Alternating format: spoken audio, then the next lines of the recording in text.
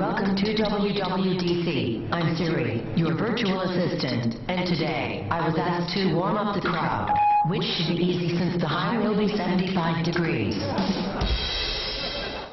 That was Siri of iPhone fame making a joke at Apple's Worldwide Developers Conference today in San Francisco. Jessica, did you find that joke funny that Siri said?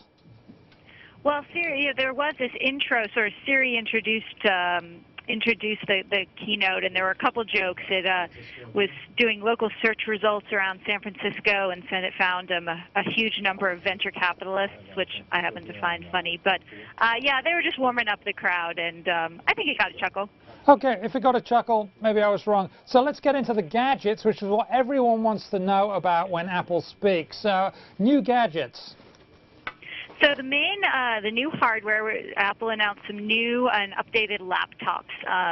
So it updated its MacBook Air and its MacBook Pro and came out with a device it calls the new MacBook Pro, which has a really, really sharp screen, sort of the same resolution as you're used to on mobile phones, is also much faster and also pretty thin. So that was what the company was highlighting and pretty giddy about on the hardware side. And how much is that retailing for, and what other specs do we need to know?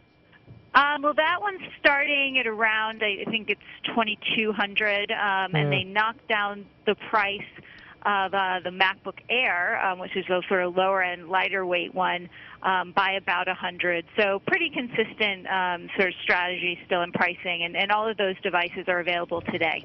All available today, so if you rush down the Apple Store, you could get those. Now, they also upgraded some software, too, for your iPhone, your iPad. Tell us about that.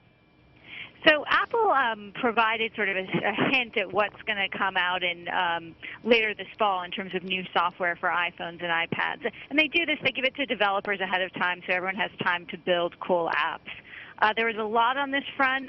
Probably one of the headline features was a totally new mapping app that is going to replace Google on the iPhone and the iPad. And this has a lot of the sort of cool imagery, directions, turn-by-turn driving directions, Siri integration. It's a pretty robust app that afterwards a lot of developers are excited about.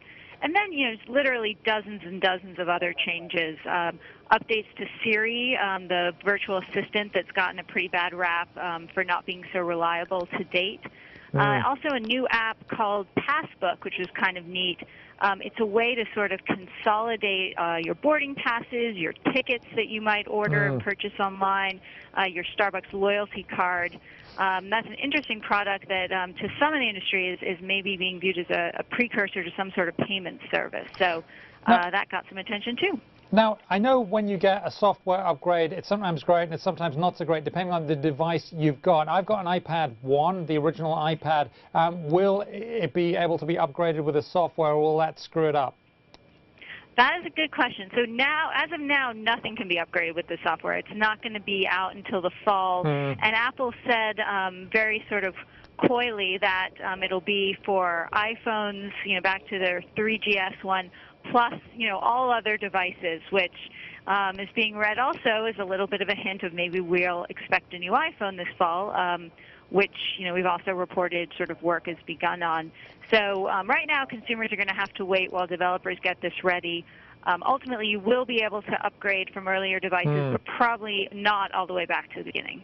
Not all the way back to the beginning. Okay, great stuff. Thank you very much. Jessica Vassalero with the Wall Street Journal out there in San Francisco.